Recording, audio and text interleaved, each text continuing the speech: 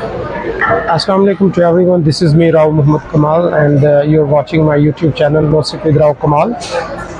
आज मैं आप लोगों से जस्ट कुछ शेयर करने के लिए इस वीडियो में मैं आया हूँ।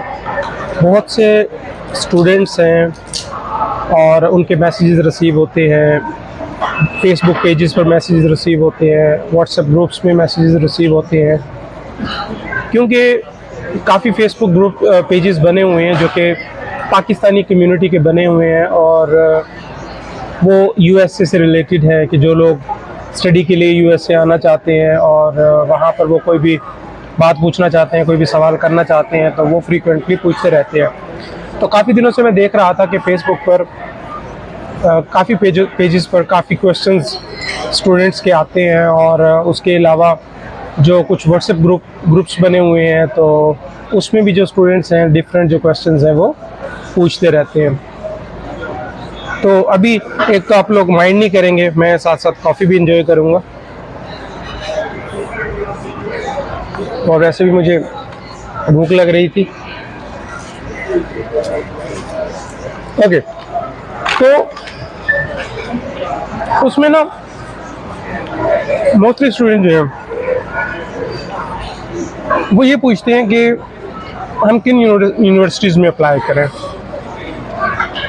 और अपना बायोडाटा बताते हैं, अपनी क्वालिफ़िकेशन बताते हैं, अपनी एकेडमिक्स बताते हैं और पूछते हैं कि काइंडली हमें बताएं कि कौन सी यूनिवर्सिटीज़ हैं जो हमारे लिए ठीक रहेंगी और कौन सी यूनिवर्सिटीज़ हैं कि जहाँ पर स्कॉलरशिप्स हमें मिल जाएंगी। पहले तो मैं आपको एक चीज़ बड़ी क्लियर बता दूँ, वो क्या कि यहाँ पर जो यूएसए में जो लाइफ है वो बहुत ज़्यादा बिजी है और इतनी बिजी है कि आपके इस तरह के जो क्वेश्चंस हैं ना, मेरा नहीं ख्याल कोई भी आपको इनका आंसर्स देगा कि कोई आपको ये बताएगा कि जी आप फ़लाँ यूनिवर्सिटी में अप्लाई कर लें, फ़लाँ यूनिवर्सिटी में अप्लाई कर लें। तो इसके लिए मैं आपको ये सजेस्ट करूँगा कि इसमें आप ये देखें, you are planning to go to USA, you are planning to go to somewhere else और आप इतने डिपेंडेंट हो रहे हैं कि आप उनसे ये पूछ रहे हैं कि काइंडली हमें बता दें, आप यूनिवर्सिटीज़ बता दें। आपके पास देखिए मोबाइल मौजूद है, आपके पास इंटरनेट कनेक्शन मौजूद है, तो आपको पूछने की क्या ज़रूरत है इस तरह के क्वेश्चंस। तो आप सिर्फ गूगल पर जाएं, ठीक है, यूनिवर्सिटीज़ आप सर्च करें और सबसे पहले अब फॉर एग्जांपल मैं आपको बताता हूँ, आप ऐसा करें, आप जो दुनिया की क्यूएस रैंकिंग में टॉप 200 जो यूनिवर्सिटीज़ हैं, आप गूगल पर जाएं, आप वो लिखें top 200 universities of world, QS ranking में जाएं, तो आप उन यूनिवर्सिटीज़ की ना एक लिस्ट बना लें। सबसे पहला तो आप पहले ये काम करें। अच्छा, लिस्ट बनाने के बाद तो समटाइम ये होता है कि कुछ लोगों की प्रेफरेंस होती है कुछ कंट्रीज़ की कि नहीं जी मैंने तो यूएसए जाना है, कुछ की प्रेफरेंस होती है मैंने तो यूके जाना है, या कुछ की प्रेफरेंस होती है मैंने तो ऑस्ट्रेलिया जाना है। तो आप ऐसा करें,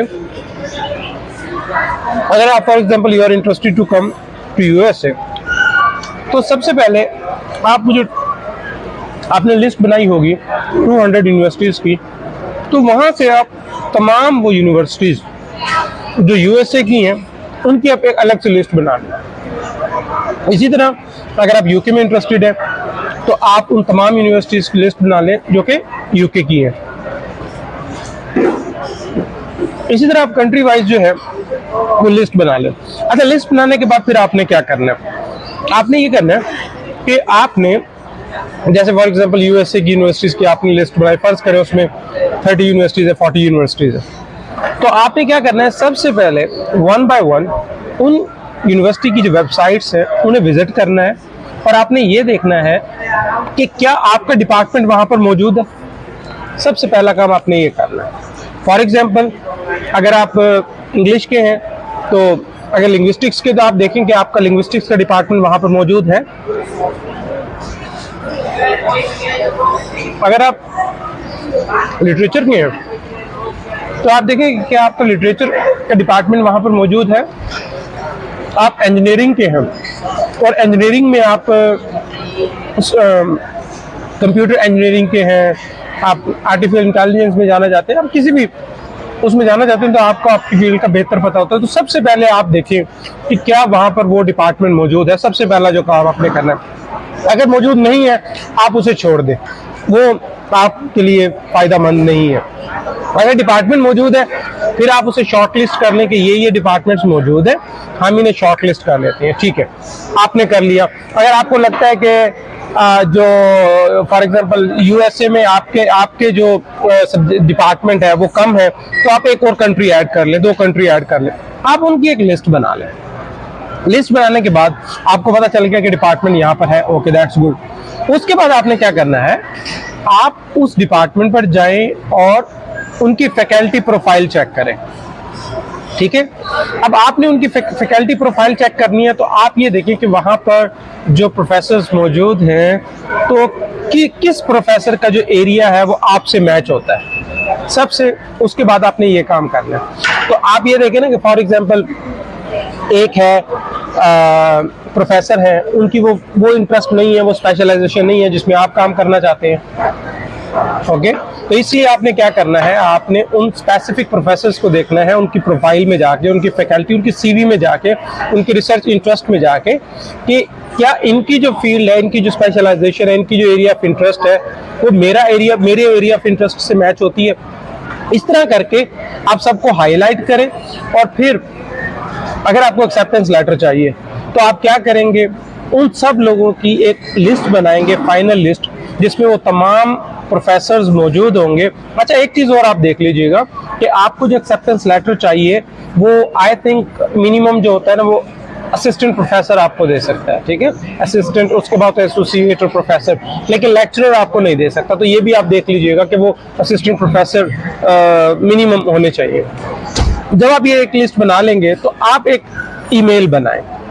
मैं ये चीज़ें आपको उन लोगों के लिए बता रहा हूँ, जो बिल्कुल ही लेमैन है और वो डरते हैं कि जी कैसे होगा, यहाँ बैठ के कैसे कम्युनिकेट करेंगे, तो प्रॉब्लम होता है। लेकिन आपको एटलीस्ट टाइम देना पड़ेगा, आपको लैपटॉप पर बैठना पड़ेगा, आपको मोबाइल पर बैठना पड़ेगा और डेली बेसिस पर आधा घंटा 1 घंटा आपको इन चीज़ों को देना पड़ेगा अगर आपने करना है तो definitely.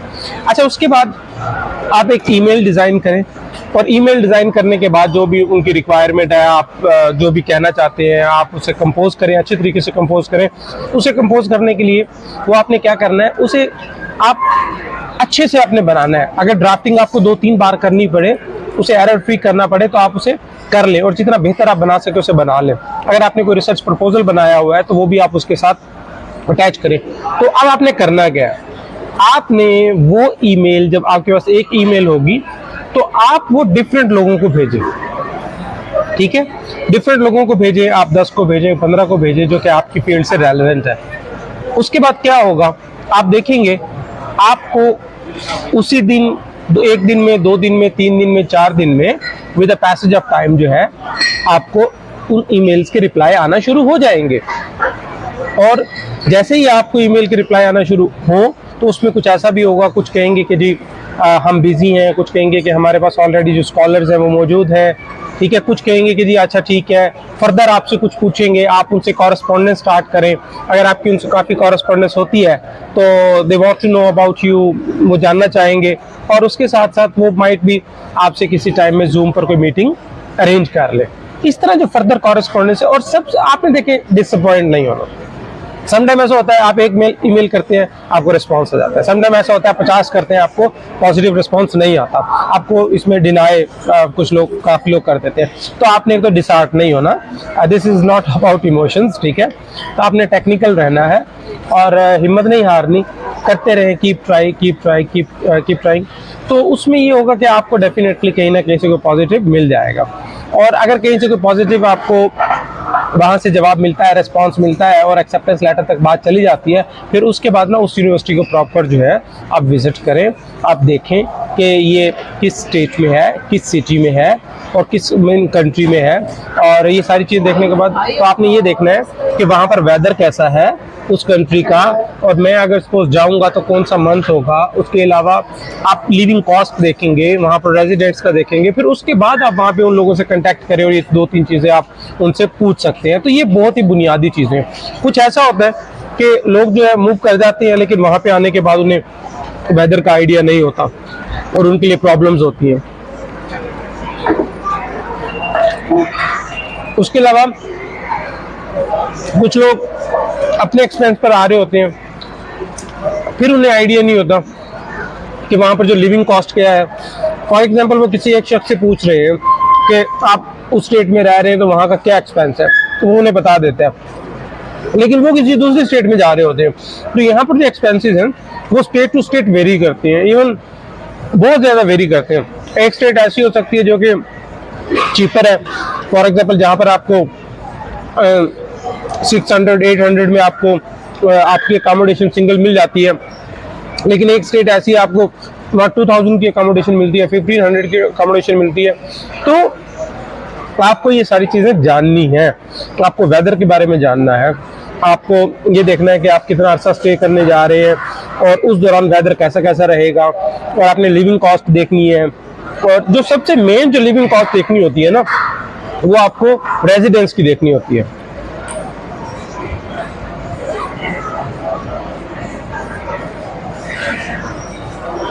Sorry for this pause. तो आपको रेजिडेंस की देखनी होती है। बाकी फूड जो है वो डेफिनेटली कि अगर आप अपना किचन यूज़ करते हैं और आप खुद बनाते हैं तो वो बहुत ज़्यादा अच्छा उम्दा खाना और हर तरह का खाना और वेरी चीप और बहुत सस्ता आपको वो पड़ता है। और अगर आप बाहर से खाते हैं तो क्या होता है उसमें ये होता है कि एक तो वो कॉस्टली पड़ेगा आपको, और कुछ स्टेट्स ऐसे हैं जहाँ पर आपको मीन हलाल फूड का इस सेंस में इशू होगा कि आप जी if you are fond of zinger, if you are fond of pizza, तो डेफिनेटली हर जगह ये हलाल नहीं है। और एक और चीज़ मैं आपको बताने लगा था, मेरे माइंड से स्किप हो गई। हाँ, वो ये कि अगर आपको पता है कि आप बाहर एक्सपेंस वाइज और हेल्थ वाइज, स्टमक वाइज बाहर की फूड अफोर्ड नहीं कर सकते, मेडिकली भी अफोर्ड नहीं कर सकते और खुद से भी अफोर्ड नहीं कर सकते, फाइनेंशियली भी अफोर्ड नहीं कर सकते, तो what can you do? Before coming आपको कुकिंग नहीं आती, ठीक है, तो थोड़ा सा सीख लें। मैं तो ये मशवरा दूँगा, घर में थोड़ा सा सीख लें। वैसे तो यूट्यूब ये मौजूद होती है, तो उसमें आप थोड़ा सा सीख लें, घर वालों से कह दें तो बेसिक चीज़ें आप सीख लें, चिकन बनाना सीख लें, एक दो वेजिटेबल तो सब सेम हो जाती है तकरीबन, वेजिटेबल बनाना सीख लें और राइस बनाना सीख लें। और घर में रहते हुए रोटी ज़रूर बनाना सीखिएगा। क्यों? क्योंकि रोटी बनाएंगे ना तो इस तरह आप आटा ले सकते हैं और आप रोटी बना सकते हैं, बहुत ईजी होती है, और उसके बाद आप पराठा भी इंजॉय कर सकते हैं, ठीक है। मैं वैसे कुकिंग मुझे आती थी और मैं कुकिंग करता था, लेकिन मैंने रोटी कभी नहीं बनाई थी, ठीक है। तो मैं जब यहाँ पर आया यूएसए में, मैंने रोटी 1-2 दिन बनाई, मैं आटा लेकर आया। मैं सच बताऊँ, मैंने कहा नहीं यार मुझसे नहीं बनेगी, मैं तो ये तो बड़ा इशू है।